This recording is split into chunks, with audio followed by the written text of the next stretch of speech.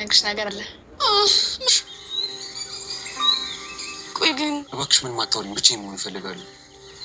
ብቻ መሆን እኮ ትርፉ ጉዳት ነው። ቤሊ በጣም ከፍቶሽ ያውቃል? አዎ በጣም። መች መድኃኒቱን እንደመረስኩ ያሰብክበት። እኔ ግን እናቴ ስሞት ነው በጣም ይከፋኝ። አይዞህ እሺ።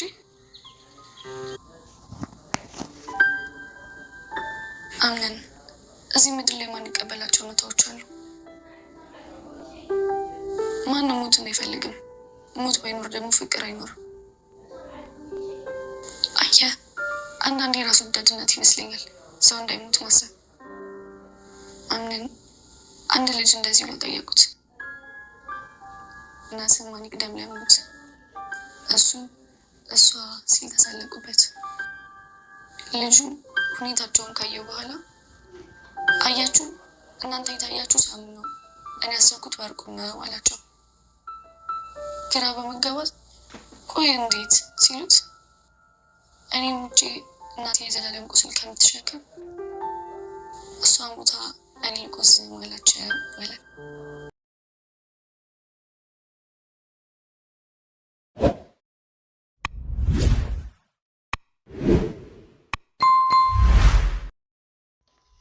ብሌን በጣም አዘነች። እንግዲህ ያዘነችበት ምክንያትም ጄሪ እንዳረገዘች እሷ በተቀመጠችበት ነው እንግዲህ የተናገረችው ማለት ነው። አቶ አምናንም እንግዲህ እንዴት ሊሆን ቻለ? ይሄ ነገርማ በፍጹም የሚሆን ነገር አይደለም ብሎ እንግዲህ በጣም ተናዷል ማለት ነው። የአምናን አክስትም እንግዲህ ይሄ ነገር እናንተ ለብቻችሁ ማውራት ያለባችሁ ነገር ነው እንጂ እኛ ጋር መወራት ያለበት ነገር አይደለም ነበር ያለችው። ብሌንም እንግዲህ በጣም በመናደድ ከተቀመጠችበት ተነስታ ነበር የወጣችውና እንደተናደደች ስላወቀ እንግዲህ አምናን ተከትሏት ነበረ ማለት ነው። ተከትሏት ሲሄድም እንግዲህ ምን ሆነሽ ነው ነበር ያለት። አይ ምንም አልሆንኩም ብቻዬን መሆን ፈልጌ ነው ነበር ያለችው። እሱ ግን አይ የተናደድሽ ትመስያለሽ እያለት ነበረ። ብሌን ግን በጣም ደስ የሚለው እንግዲህ አምናን ቀርበው እያጽናናችሁ ነበረ። ከሱ ውጪ የሚቀርበውና የሚረዳው ስለሌለም እኛና አንተ የሚስጥረኛሞች ጓደኞች መሆን እንችላለን ወይ እያለች እንግዲህ እሱን እያቀረበች ትገኛለች ማለት ነው።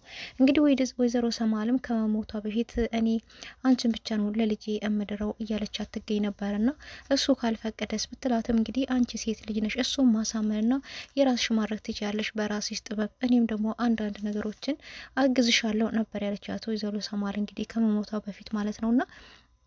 ሰላም ጤና ይስጥልኝ ውድና የተከበራችሁ የቻናሌ ቤተሰቦች ሁላችሁም ሰላም ብያለሁ። በያላችሁበት ሰላማችሁ ብዝት ትረፍረፍ ይበልኝ። ለቻናሌ አዲስ የሆናችሁ እንደተለመደው ሰብስክራይብ እያደረጋችሁ ነባሮች ደግሞ ላይክ እያደረጋችሁ ለምታበረታቱኝ ሁላችሁንም ከልብ አመሰግናለሁ። አሁንም አብሮነታችሁ አይለኝ። እንግዲህ ድራማ ደስ የሚልና አስተማሪ ድራማ ማለት ነው። እንግዲህ አንዳንድ ጊዜ አዘኖች ቢኖሩትም ነገር ግን በአዘናችሁ ጊዜና በደስታችሁ ጊዜ ማን ነው ከጎናችሁ ያለው የሚለውን አንዳንድ ነገሮችን ታዩበታላችሁ ማለት ነው። ባለፈው ሰሞን እንግዲህ ጄሪ እንዳረገዘችና በጣም እንደደነገጠች ለአቶ አምናንም እንግዲህ ለመናገር እንደፈራች ነበር ያየ ነው። ጄሪም እንግዲህ እንዳረገዘች ቼክ ካደረገች በኋላ የነገረቻት እንግዲህ ለሜርሲ ነው ማለት ነውና ሜርሲም እንግዲህ እንዴት ነበር ያለቻት። ከየት እንዴት ስትላት እንግዲህ እንዴት ነው ከየት እንዴት የምትዩ ነገሩ እኮ ተፈጽሟል ነበር ያለቻት። እሱስ ልክ ነሽ፣ ነገሩ ከተፈጸመማ ማርገዝሽ የማይቀር ነው እና ለኔ መንገሩ ለምን አስፈለገ? ለአቶ አምናን ንገሪዋ ለጌታው ነበር ያለቻት። እና እሷም አዎ ግን ፈራው አንቺም አብረሽኝ እንድትሆኝና እንድነግረው ፈልጌ ነበር ያለቻት። እና ሜርሲ ግን እንደዚህ አይነት ነገር ውስጥ አታስገብኝ፣ መቼ ያየሽ ነበርሽ ወይ ቢለኝስ ምን ልመልስለት ነው? በቤት ሜርሲ እንደዚህ አይነት ነገር ውስጥ እጅሽን አታስገቢ፣ ሂጂ ለራስሽው ንገሪው ነበር ያለቻት። እና እሷም እንግዲህ እሺ እኔ ነግረዋለሁ በማለት እንግዲህ ቀጥታ ወደ ሳሎን ነበር ሄደችው። እንግዲህ ሳሎን ስትሄድ ወደ ሳሎን ስታመራም እንግዲህ የአምናን አክስት ሞሪና እንደዚሁም እንግዲህ ብሌን አምናን ሆነው ሳሎን ላይ ተቀምጠው ታገኛቸዋለች ማለት ነው። እና እነሱም እየተጫወቱ ባሉበት ጊዜ ነበረ በመሀል እንግዲህ ጄሪ ጠለቅ በማለት አምናን አርግዣለሁ ነበር ያለችውና እሱም እንግዲህ በጣም ነው የደነገጠው። እንዴት ኬት የሚል ጥያቄ ነበር።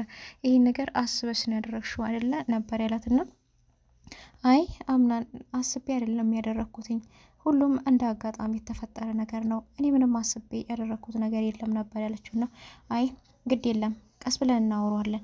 ይህን ነገር አስበሽ ያደረሽው ነገር ነው ነበር ያላትና እንግዲህ አክስቱ ሞሪናም ቀበል በማለት ነበረ ይሄ ነገር እናንተ ለብቻችሁ የምታወሩት ነገር ነው እንጂ ሰው መሀል የሚወራ ነገር አይደለም ነበር ያለችው። እንግዲህ ጄሪ ማስተዋል ያንሳታል። ቀጥታ በሜርሲ ሀሳብ ነው የምትመራውና ይህንን ስሰማ እንግዲህ ብሌን ማመን አቃታትና በጣም ነው የተናደደችው። እንግዲህ ቀጥታ በሰላም ዋሉ በማለት ነበር ትታቸው ወጣችውና እሷ እንደተናደደች እንግዲህ ከፊቷ ላይ ስላወቀ ነው አምናን እየተከተላት ማለት ነው። እንግዲህ ደረጃውን እየተንደረደረች ወጣ ስትሄድ ነበረ ተከትሏት። እሱም እንግዲህ ብሌን ምን ሆነሻል በማለት የጠየቃትና እሷም ምንም ዛሬ ምንም ብቻዬን መሆን ፈለኳ ነበር ያለችው። አይ የተናደድሽ ትመስያለሽ ቢላትም ብቻዬን መሆን ፈልጌ ነው ነበር ያለችውና እንግዲህ በጣም እያለቀሰች ነበረ። ፈጣሪ ለምንድን ነው የምትፈትነኝ? ከኔ ጋር ከማይሆን ሰው ጋር ለምን እንድቀርበው ታግዘኛለህ? በቃ ብችል ልቤን አጠንክረውና ይህን ሰውዬ ልራቀው ነበር እያለች እንግዲህ ፈጣሪዋን እየለመነች አለችውና እሱም እሷ እንደተናደደች ጄሪን ደግሞ እኔና አንቺ ለብቻችን የምናወራው ይሆናል ይሄ ነገር አውቀሽ ተንኮል ያደረግሽው ነገር ነው ነበረ እያላትና እንግዲህ እሷ በማርገዟ ደስተኛ አይመስልም። እሷም ደስተኛ አይደለህም እንዴ ብለህ ብትበለ እንግዲህ ብላም ጠይቀው ነበረ። እሱም እንግዲህ ቀስ ብለን የምናይበት ይሆናል ደስተኛ መሆኔና አለመሆኔን ነበር ያላትና ጄሪ እንግዲህ በማየው ነገር እያጣመደችው ትገኛለች። እና ወንድ ልጅ ግን በልጅ ማጥመድ ይቻላል ማለት ዘበት ነው። ጄሪ ጉዷ ሊፈላባት ነው። ሜርሲም እንግዲህ እዚህ ነገር ውስጥ እጅን አላስገባበትም አንቺ ራስሽ ተወጪው እያለቻት ነበረ። ቤሌን እንግዲህ በጣም አዝና በምታለቅስበት ሰዓት እናት ዛራ ነበሩና እያዩት ልጄ አንቺ መቼ ድረስ ነው የምታለቅሽው?